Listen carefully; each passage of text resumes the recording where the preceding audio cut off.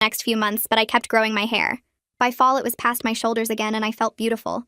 I styled it nicely for his company holiday party in December. It was the first work event of his I had attended in over 2 years. He usually said they were boring and not worth my time. But this year I insisted because I wanted to meet his coworkers he always talked about. When we arrived, Arlo seemed nervous. He kept his hand on my back like he was steering me through the room. He introduced me quickly to a few people and then tried to move us to a corner. But a woman from his department came over and looked at me with confusion. She said she didn't think she had met me before. I said I was Arlo's girlfriend. She looked even more confused. She said she thought Arlo's girlfriend had short dark hair. I said I used to have short hair, but I grew it out.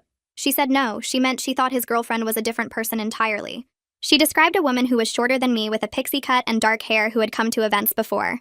She said that woman introduced herself as Arlo's girlfriend at the summer picnic just 6 months ago. I looked at Arlo. His face was completely pale. I grab his arm and pull him toward the hallway, away from the music and the chatter and all those people watching us. My heart pounds so hard I can barely hear my own voice when I speak.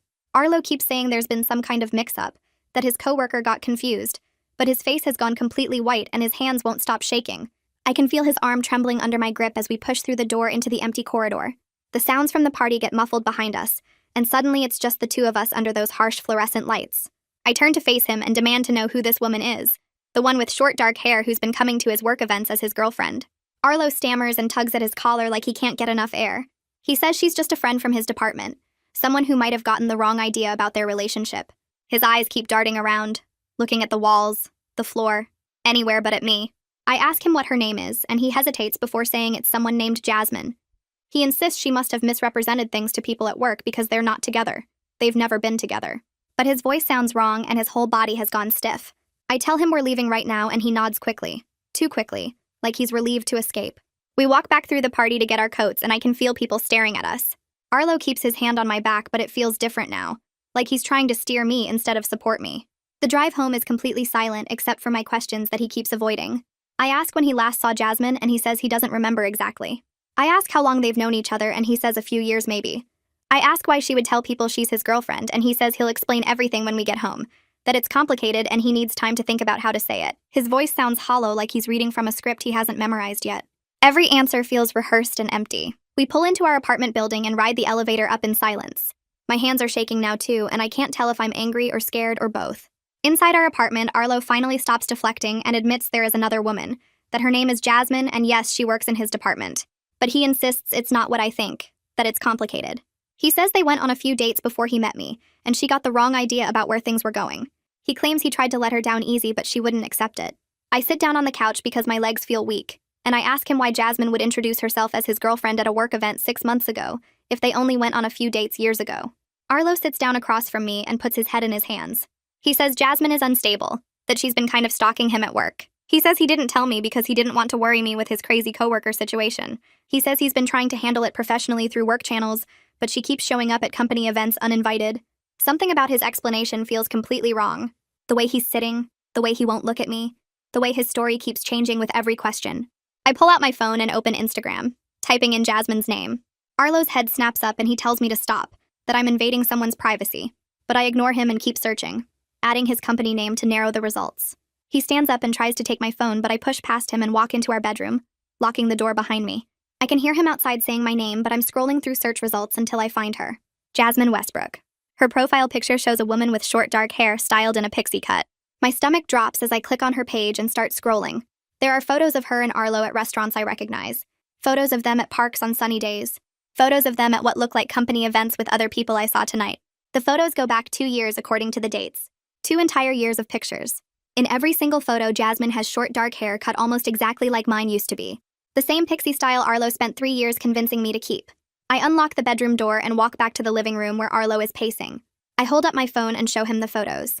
I watch his face as his whole story falls apart in real time. He tries to say something, but no words come out. He sits down on the edge of our bed and puts his head in his hands again. The silence stretches out for what feels like forever. Finally, he admits he's been seeing both of us. He says it just happened, that he never meant for it to go on this long. He swears he loves me more, that I'm the one he really wants to be with. I stand there looking at him, and I don't recognize the person sitting in front of me. I grab my purse and my keys and tell him I'm leaving. He asks where I'm going, and I say, I don't know, but I can't be here right now. I drive to my friend Rosemary's apartment and text her from the parking lot. She opens her door in pajamas and takes one look at my face before pulling me inside. She makes tea while I sit on her couch and try to explain what happened. The words come out in broken pieces between crying. Rosemary listens and doesn't interrupt, just hands me tissues and lets me talk until I run out of things to say. She sets up her guest room for me and tells me I can stay as long as I need. I lie awake most of the night staring at the ceiling and trying to understand how my entire relationship could be a lie. The next morning, I call in sick to work. I can't imagine sitting at my desk and pretending everything is normal. Rosemary makes coffee and sits with me at her kitchen table while I start making a list on my phone. I write down everything that doesn't make sense about the past 3 years. All the times Arlo pressured me about my hair. All the work events he said weren't worth my time. All the weekends he claimed to be working late or traveling for business. Every excuse he made about why I couldn't come to certain places or meet certain people. The list gets longer and longer as I remember more details. Rosemary sits beside me on her couch and opens her laptop. She pulls up Jasmine's Instagram again and starts clicking through posts more slowly.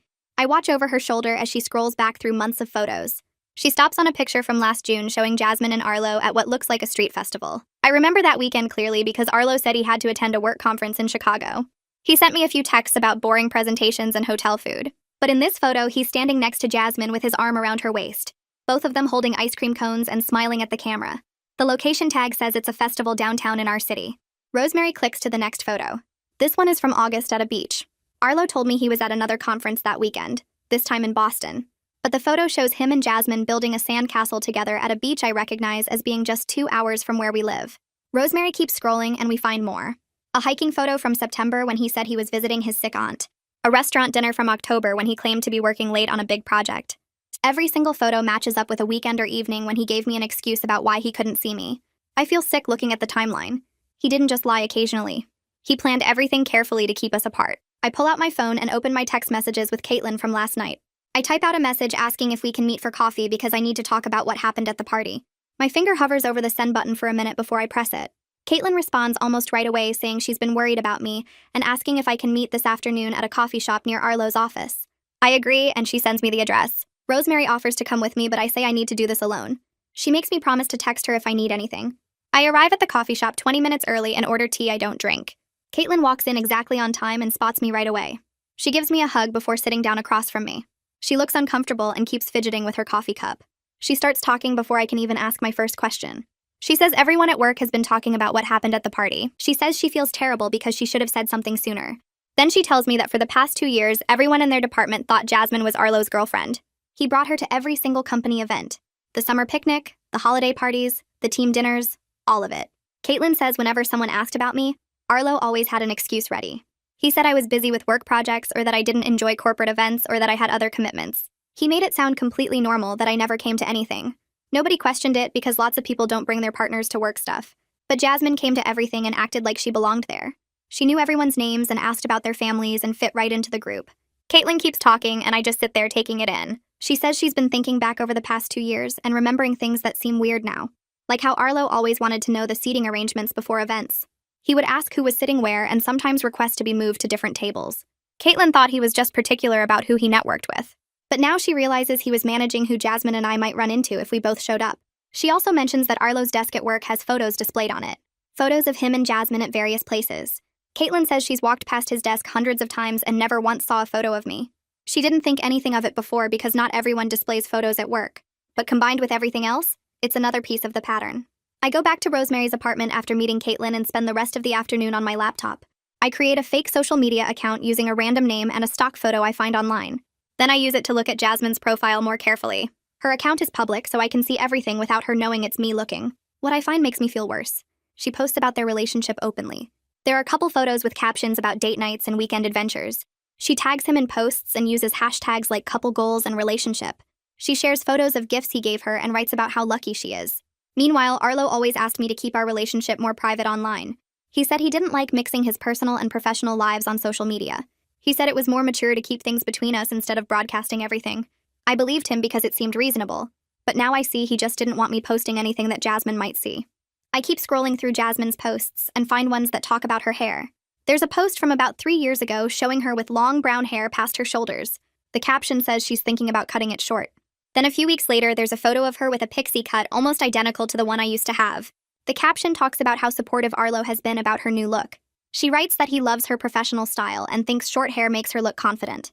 There are comments from her friends saying the cut looks great and asking if her boyfriend helped her decide. She responds saying yes, that he encouraged her to try something bold. I read those words and feel my stomach turn. They're almost exactly the same things Arlo said to me. The same compliments about looking professional and confident. The same pressure disguised as support. He used the exact same script on both of us. Rosemary comes into the guest room and finds me staring at my laptop screen. She sits down on the bed next to me and asks what I found. I show her Jasmine's posts about the haircut and the comments about Arlo being supportive. Rosemary reads them and shakes her head. She's quiet for a minute before she says I should reach out to Jasmine directly. She says Jasmine deserves to know the truth about what Arlo has been doing. I tell her I'm scared to contact Jasmine because I don't know how she'll react. What if she doesn't believe me? What if she thinks I'm lying or trying to cause problems? Rosemary says those are valid fears. But Jasmine has a right to know she's been lied to just like I have. She says if someone was doing this to her, she would want to know even if it hurt. I spend the next 2 days trying to figure out what to say to Jasmine. I draft messages and delete them. I type out explanations and erase them. I practice what I want to say out loud to Rosemary, and it never sounds right. Every version feels either too aggressive or too apologetic. I don't want to attack Jasmine because she's a victim in this too. But I also don't want to sound like I'm making excuses for not figuring this out sooner. On the 3rd day, I finally write something simple. I introduce myself as Arlo's girlfriend and say I need to talk to her about something important. I ask if we can meet in person because this isn't a conversation I want to have over text. I read it 5 more times before hitting send. Jasmine responds in less than an hour. Her message is short and confused. She says she doesn't understand who I am because she's Arlo's girlfriend. She asks if maybe I'm confused or if this is some kind of joke. I read her response and realize she has no idea. Arlo kept us so separate that she genuinely doesn't know I exist. I write back saying I'm not confused and this isn't a joke. I tell her I've been dating Arlo for over 3 years and I have proof. I suggest we meet at a coffee shop to talk face to face. She agrees but says she's bringing evidence too because she knows she's his girlfriend and she can prove it. We pick a coffee shop that's neutral territory for both of us. I spend the morning printing out screenshots of text messages between me and Arlo. I print photos of us together from the past 3 years. I print a copy of our lease agreement showing both our names on the apartment. My hands shake as I put everything in a folder. Rosemary asks again if she should come with me and I say no. This is something I need to do alone. I arrive at the coffee shop 15 minutes early and pick a table in the back corner. I order coffee and wait. My heart pounds in my chest as I watch the door. Then Jasmine walks in and I recognize her immediately from all the photos I've seen. She's shorter than me with dark hair cut in a pixie style. She looks around the coffee shop until she spots me.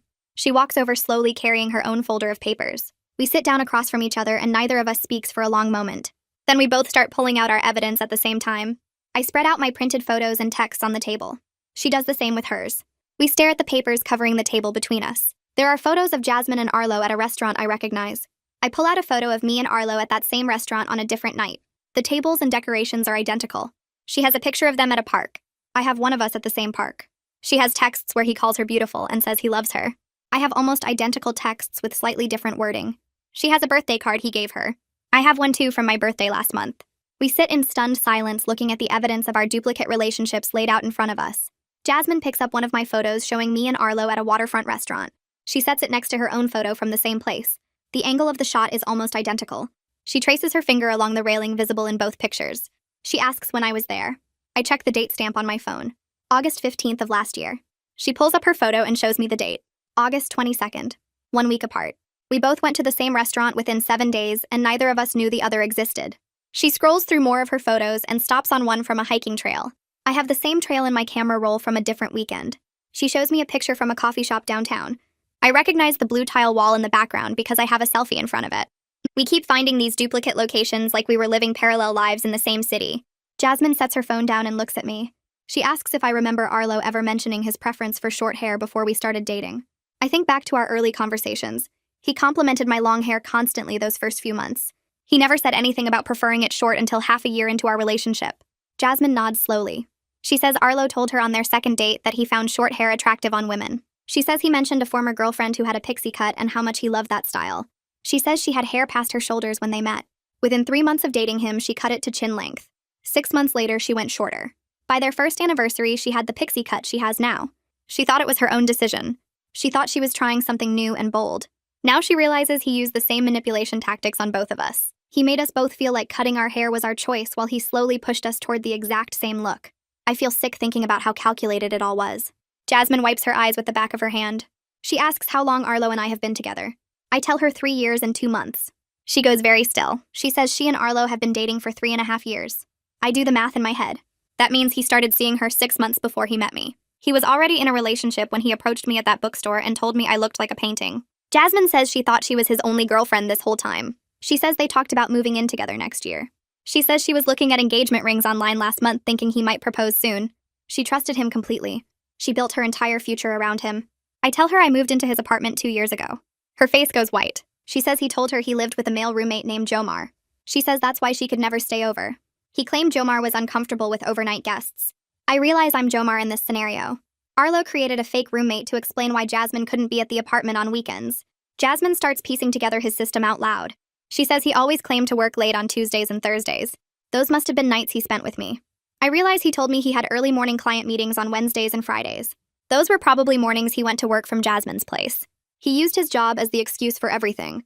He told both of us he traveled for work conferences when he was probably just staying with the other one. He kept us on completely opposite schedules so we would never overlap. Jasmine pulls out her phone and opens Arlo's social media profiles. She scrolls through his photos. Most of them are solo shots or pictures with his male friends. There are a few with Jasmine, but her face is angled away or partially cropped out. I look through my own photos of Arlo. Same pattern. Lots of him alone or with guys from work.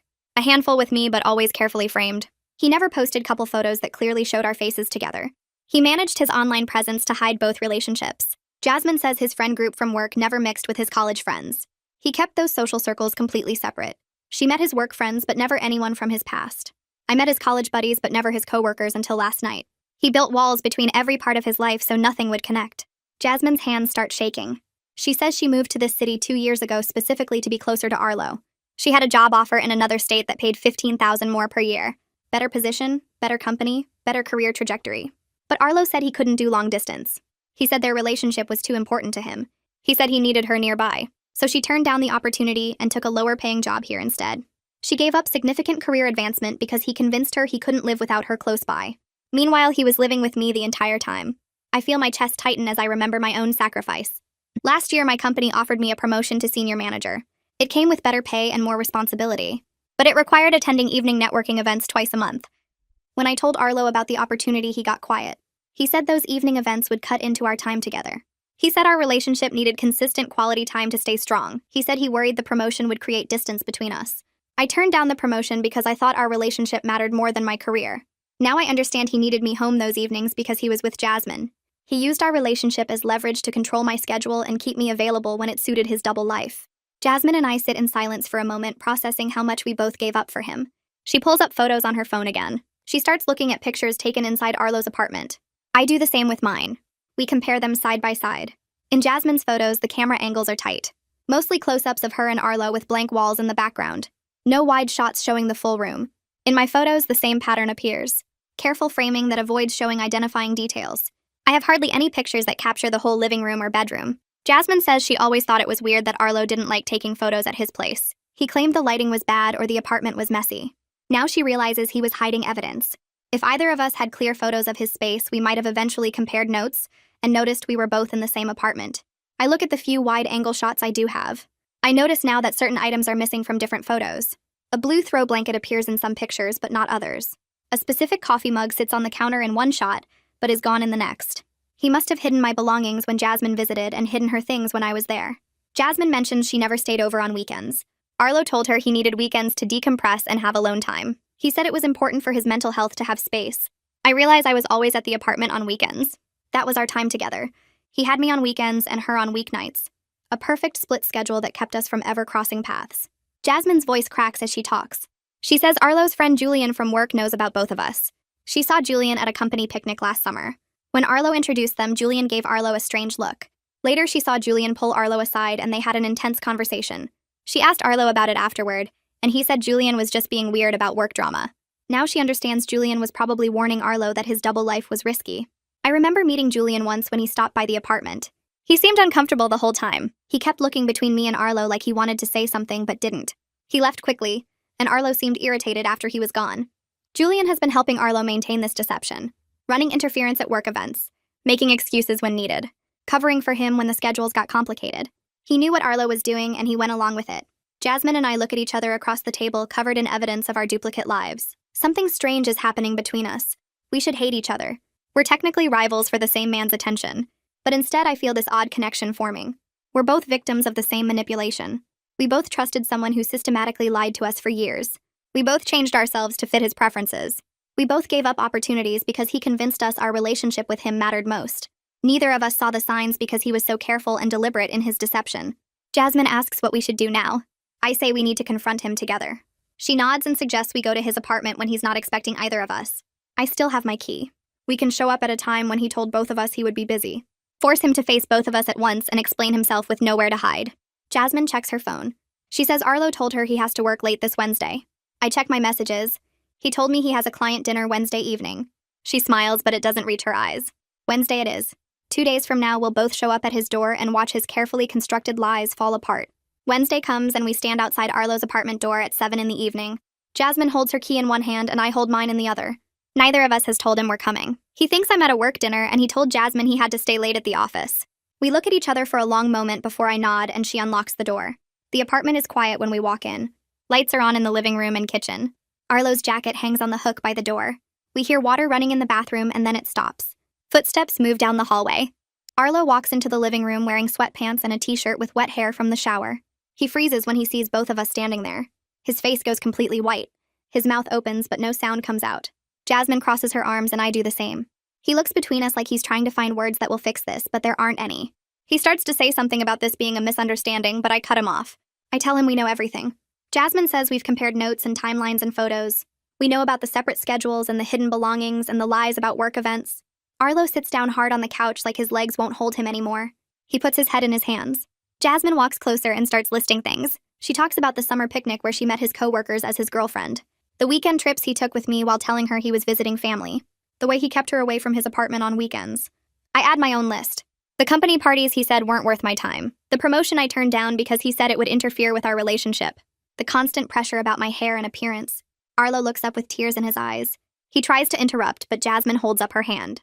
We're not done talking, she says.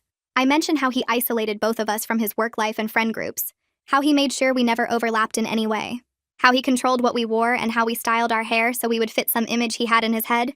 Jasmine talks about the lie he told her about me being a stalker. The way he made her think she was crazy for questioning things that didn't add up. Arlo's shoulders start shaking and he's crying now. He says he never meant for this to happen. He says it started as casual dating with both of us and then got serious with both of us and he didn't know how to choose. He says he loved parts of both relationships and convinced himself he could keep them separate forever. His voice breaks when he talks. He says he knows it was wrong, but by the time he realized how deep he was in the deception, it felt impossible to stop. I ask him directly why the hair mattered so much, why he spent 3 years pressuring me to keep it short, why he did the same thing to Jasmine. Arlo wipes his face with his hands. He says he has a specific type he's attracted to. Short hair, professional appearance, a certain look. He thought we both looked more sophisticated with pixie cuts. But really he wanted us to look similar, so his fantasy could stay consistent. He wanted to be able to picture the same type of woman whether he was with me or with Jasmine. Jasmine's voice is cold when she asks if there are other women. Arlo shakes his head quickly and says it's just been us two. But he hesitates before answering, and that pause tells us everything. We look at each other, and I can see the same doubt in her eyes that I feel. We might never know the full truth. There could be others we don't know about. There could be more lies we haven't uncovered yet. I tell Arlo we're both done with him. Jasmine nods and says the same thing. Arlo stands up fast and reaches toward us. He says he'll do anything to fix this. He'll go to therapy. He knows he has problems. He can change if we give him another chance. He says he'll choose one of us if that's what it takes. His desperation makes my stomach turn. The fact that he's still trying to negotiate and bargain just proves we're making the right choice. I walk to the bedroom and start grabbing my things. Clothes from the closet, toiletries from the bathroom, books from the nightstand. Jasmine stays in the living room and I can hear Arlo's voice rising and falling as he tries to talk to her. I stuff everything into the bags I brought. My hands shake as I pack, but I keep moving. Every item I take feels like reclaiming a piece of myself. I find photos of us together and leave them on the dresser. I don't want any reminders. When I come back to the living room with my bags, Jasmine is standing by the door. Arlo is still on the couch with his face in his hands. I walk to the kitchen counter and set down my apartment key. The metal makes a small sound when it hits the granite. Something about that tiny noise feels final. I feel relief mixed with this heavy sadness. 3 years of my life were built on lies, but at least now I know the truth. Jasmine and I walk out together without saying anything else to Arlo. In the hallway, she pulls out her phone. We exchange numbers and she says we should stay in touch. We're not friends exactly, but we understand each other in a way nobody else can. We both gave up parts of ourselves for someone who was using us. We both trusted someone who was systematically lying every single day. She gives me a quick hug before we go to our separate cars. I drive to Rosemary's apartment because I can't go back to the place I shared with Arlo. Not tonight. Maybe not ever. Rosemary opens the door and takes one look at my face and pulls me inside. She doesn't ask questions. She just makes tea and sits with me while I cry. Over the next few days, I stay on her couch and try to figure out what comes next. Arlo keeps texting. Long messages about how sorry he is and how he wants to explain. Voice messages where he sounds like he's been crying. I read the first few, and then I stop. My sister Gabriella comes over one evening and looks at my phone. She says I need to block his number. She says every time I read his messages or listen to his voice, I'm giving him power over me. She's right, so I block him. The silence after that feels strange, but also freeing. Gabriella offers to help me look for a new apartment. She says I can't stay with Rosemary forever, even though Rosemary keeps saying I can stay as long as I need. We spend the weekend looking at listings online and visiting places. Gabriella makes jokes about Arlo's weird hair thing to try to make me laugh. She says maybe I should date a bald guy next time just to be safe. I do laugh, even though it still hurts. We look at studios and one-bedrooms across town, places that Arlo has never been to and will never know about. I need space that's completely mine. Somewhere he can't picture me or show up unexpectedly.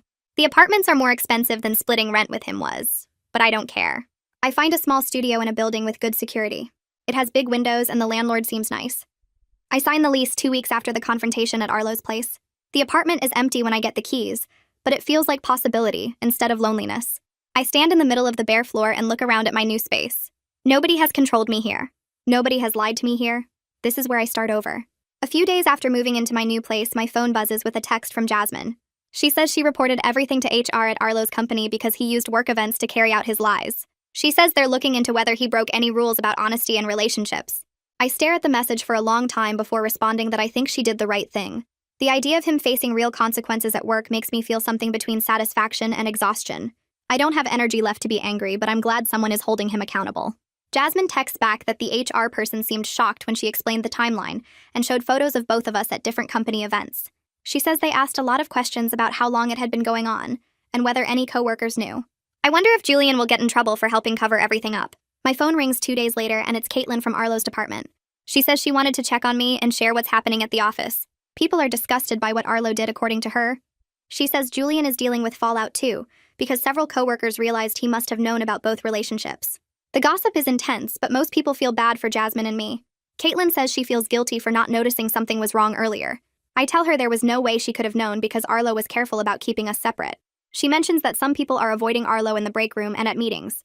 His reputation is damaged in ways that will probably follow him for years. I thank her for calling and for being kind about the whole situation. After we hang up, I feel strange knowing that strangers at his office are talking about my relationship and feeling sorry for me. I decide I need professional help processing everything, so I search for therapists who work with manipulation cases. I find someone named River, who specializes in emotional abuse and control. Her office is in a quiet building downtown with plants in the waiting room. She has kind eyes and doesn't push me to talk before I'm ready. In our first session, I tell her about the hair and the lies and how I stopped recognizing myself. River listens without interrupting, and then says what Arlo did with my hair was part of a bigger pattern. She explains that he was eroding my sense of self bit by bit. He made me doubt my own judgment about something as basic as my appearance. River says this kind of manipulation works because it happens slowly over months and years, until you can't remember what you wanted before someone else started telling you what to want. Over the next few weeks in therapy, I work through how I gradually lost trust in myself. River asks me to think about other decisions where Arlo influenced my choices. I realize he had opinions about my clothes and my friends and how I spent my free time. He always framed his preferences as helpful suggestions or concerns about what was best for me. River explains that abusers don't usually start with big controlling moves. They start small with things that seem reasonable, like suggesting a haircut or commenting on an outfit. Then they build on those small victories until they've reshaped major parts of your life. She says the insidious part is that you think you're making your own choices because the pressure is subtle and constant rather than forceful. By the time you realize what's happened, you barely remember who you were before. I decide to do something symbolic and book an appointment at a salon I've never been to before. When I sit in the chair, I tell the stylist I need help figuring out what I actually want my hair to look like. I explain that for years someone else controlled how I wore it, and now I don't trust my own taste. The stylist is patient and shows me different options with layers and colors. We talk through what feels right to me without anyone else's input. I decide to keep growing my hair out, but add long layers that frame my face. We choose a rich brown color with subtle highlights that catch the light. When she finishes, I look in the mirror and feel something shift inside me. This hair is mine. I chose it. Nobody pressured me or made me doubt myself. The woman looking back at me feels more real than she has in years. Jasmine texts asking if I want to meet for coffee again. We pick a place halfway between our apartments, and when she walks in, I notice her hair is growing out too. It's past her chin now, and she looks different from the photos I saw on her social media. We order drinks and sit by the window. She touches her hair and smiles sadly. She says she realized she associated short hair with being controlled, even though the haircut itself wasn't the problem. The manipulation was the problem. I tell her I understand completely because I went through the same thought process. We laugh, but it's not really funny. It's more like we're acknowledging how messed up the whole situation was. Jasmine says her new boyfriend loves her hair at any length and never comments on it unless she asks his opinion. She seems lighter somehow, like she's rediscovering parts of herself she forgot existed. I get a text from Caitlin with an update about Arlo's work situation. The company is making him transfer to a different department so he won't have to interact with Jasmine. His reputation is still damaged, and several coworkers have distanced themselves from him. People who used to eat lunch with him now sit at different tables. Julian is dealing with social consequences too because everyone knows he helped hide the truth. Caitlin says the workplace gossip has mostly died down, but people still bring it up sometimes. She mentions that Jasmine seems to be doing better and has stopped looking over her shoulder in the hallways. I'm glad the company took action even though I know it doesn't fix what happened. At least Jasmine doesn't have to see him every day and pretend everything is normal. Rosemary comes over to help me move furniture and set up my new apartment. We spend hours arranging the couch and hanging pictures and organizing the kitchen.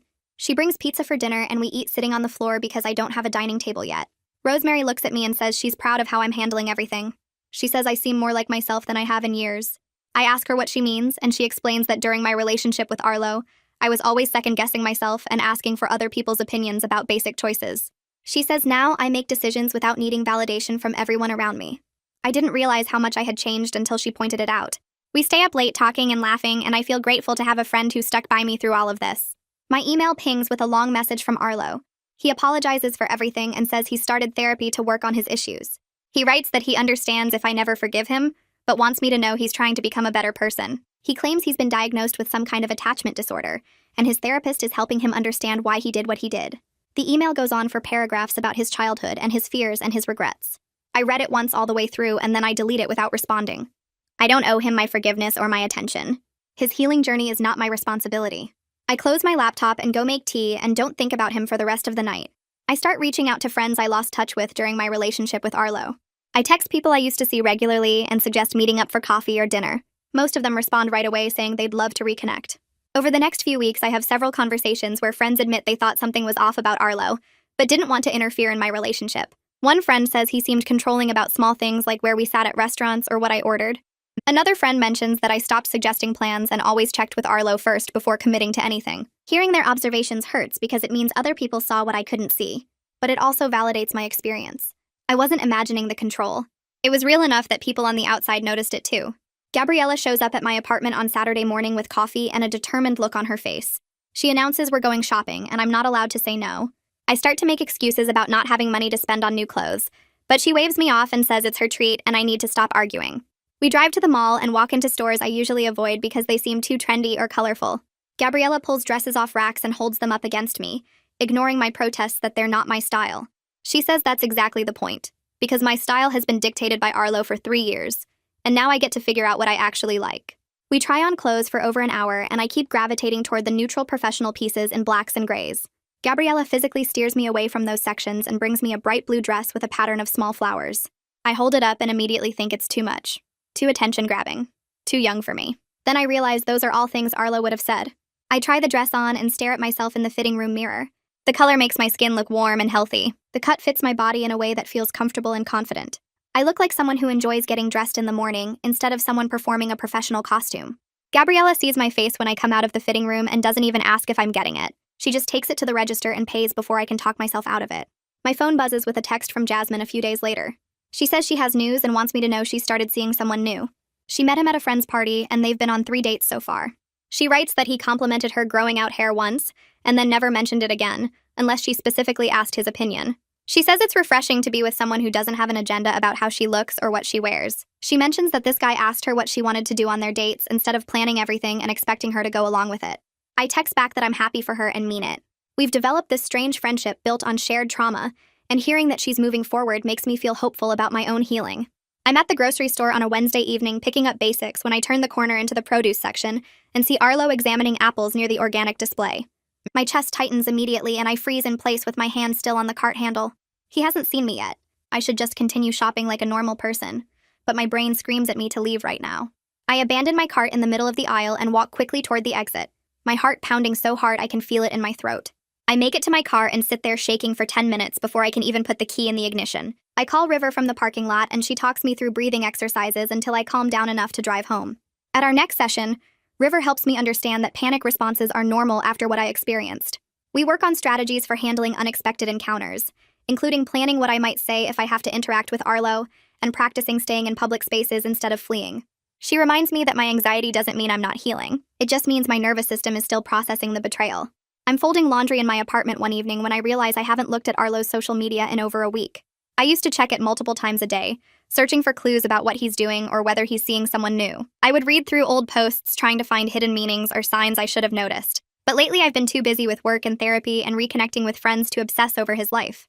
The need to understand exactly why he did what he did is fading. I'm starting to accept that I might never have a satisfying explanation for his choices. And that's okay because his behavior was about his own issues, not about anything lacking in me. I focus on my own growth instead of trying to decode his psychology. It feels like progress.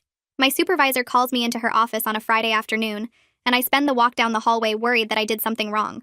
Instead, she offers me a promotion to senior account manager. The position requires occasional evening networking events and client dinners. A year ago, I would have turned it down immediately because Arlo always made me feel guilty about evening commitments. I would have convinced myself I didn't deserve the promotion or that the extra responsibility would be too stressful. But I accept the offer without hesitation and thank her for the opportunity. She smiles and mentions that I seem more confident and engaged at work lately.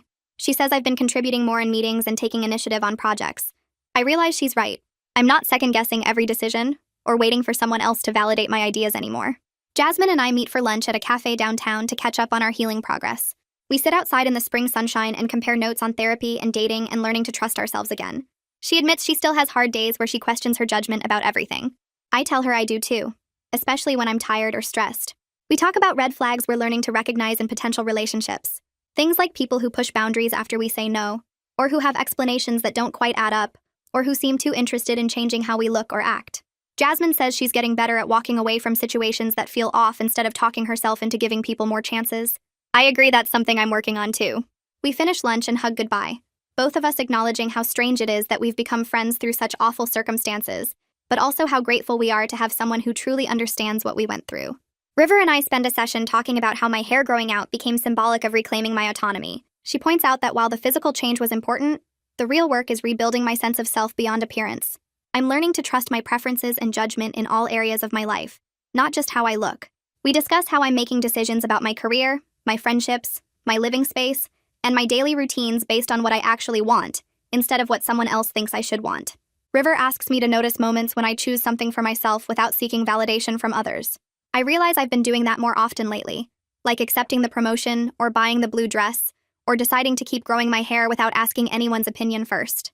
I go on a few casual dates over the next month and use them as practice for setting boundaries and being honest about what I want. The first date I'm so nervous I barely speak, but I manage to say no when he suggests going to a second location after dinner. The second date I'm more comfortable and I tell him directly that I'm not interested in a relationship right now, just casual company. He respects that, and we have a nice evening. The third date I realize halfway through that I'm not attracted to this person, and I end the date early instead of forcing myself to sit through dessert out of politeness. Each time I advocate for myself, it gets a little easier. I'm learning that being direct about my needs doesn't make me difficult or demanding. It makes me honest. Gabriella comes over for dinner at my apartment and watches me cook while we talk about work and family and my dating experiments. She says I seem lighter and more present than I have in years. I ask what she means, and she explains that during my relationship with Arlo, I was always second-guessing myself about everything. She says I would ask everyone's opinion before making even small decisions, like what to order at restaurants or whether to cut my hair or what color to paint my bedroom. She mentions that I constantly sought validation and seemed anxious about making the wrong choice. But now I make decisions with confidence and don't need everyone to agree with me before I move forward. I didn't realize how much I had changed until she pointed it out. We eat dinner and laugh about old memories, and I feel grateful to have a sister who stuck by me through all of this and who sees my growth even when I don't notice it myself. I'm at a coffee shop near my apartment ordering an iced latte when Julian walks in and spots me at the counter. He approaches me carefully and says he's been hoping to run into me because he wants to apologize for his role in Arlo's deception. He explains that he knew about both relationships and helped cover for Arlo at work events by running interference and making excuses. He says he feels terrible about it and has been dealing with the social consequences at their company. I listen to his whole apology and then tell him I appreciate him saying that, but I'm not interested in maintaining any connection to that situation. I explain that I'm focused on moving forward, and that includes not having relationships with people who were part of the deception, even if they regret it now. Julian looks disappointed but nods and says he understands. I take my coffee and walk out of the shop feeling strong and clear about my boundaries. I don't owe him forgiveness or friendship just because he apologized. I get to decide who stays in my life. A few weeks pass and I notice my hair brushing against my shoulders when I turn my head. I stand in front of my bathroom mirror one morning and pull the strands forward to check the length. It reaches past my shoulders for the first time since before I met Arlo. I run my fingers through it and smile at my reflection.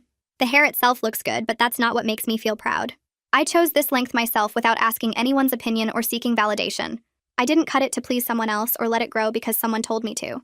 This decision came from me alone, and that feels more important than any hairstyle ever could. I take a photo and text it to Rosemary with a simple caption about reaching my goal length. She responds immediately with celebration emojis and says, "I look beautiful." I believe her. But more than that, I believe myself when I look in the mirror now.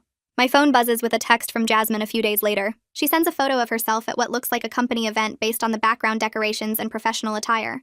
Her hair has grown out past her shoulders too, and she's smiling next to a man with his arm around her waist. The caption says she wanted to share some good news about her new relationship. I zoom in on her face and notice the genuine happiness in her expression. She looks relaxed and comfortable in a way I never saw in any of the photos from her time with Arlo. I text back congratulations and mean it.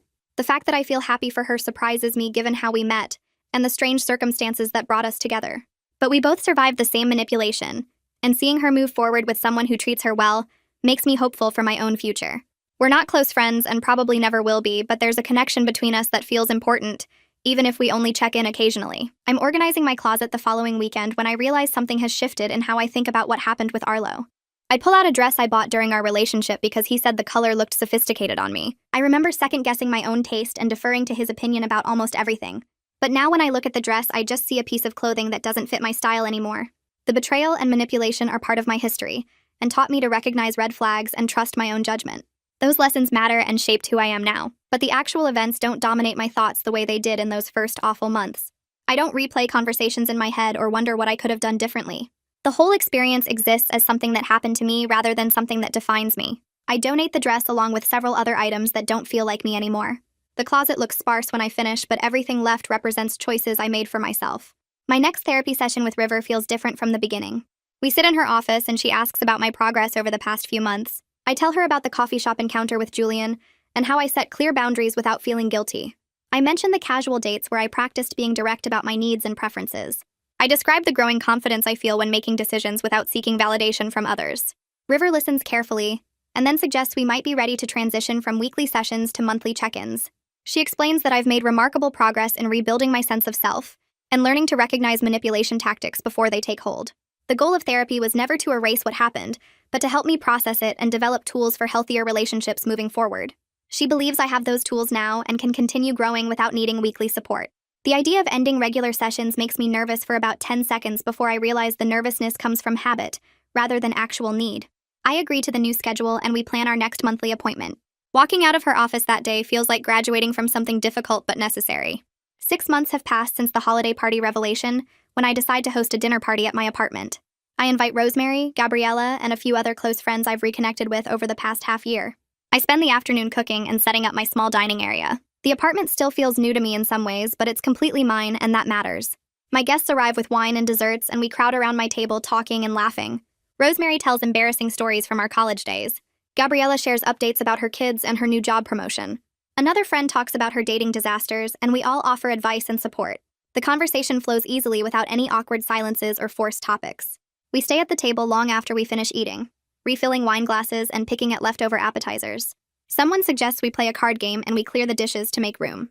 The evening stretches late into the night, and I look around at these people who stuck by me through everything. I feel genuinely content in a way I couldn't have imagined during those first awful weeks after the truth came out. This apartment, these friendships, this version of myself all feel solid and real. Nobody mentions Arlo once during the entire evening, and I don't think about him either until later when everyone has left and I'm cleaning up. Even then, the thought passes quickly without leaving any weight behind it. I'm getting ready for a work event the next week when I catch my reflection in my bedroom mirror. I've been styling my long hair with a curling iron and it falls past my shoulders in loose waves. I pause with the iron still in my hand and really look at the woman staring back at me. She looks confident with her shoulders back and her head held high. She looks authentic in clothes she chose because she likes them, not because someone told her they were sophisticated. She looks free from the constant need to adjust herself to fit someone else's preferences. For the first time in years, I recognize her as completely myself, without any layers of performance or people-pleasing. The recognition makes me smile, and I finish styling my hair with steady hands. I grab my bag and head out to the event feeling ready for whatever comes next. The future feels open and full of possibilities I get to choose for myself.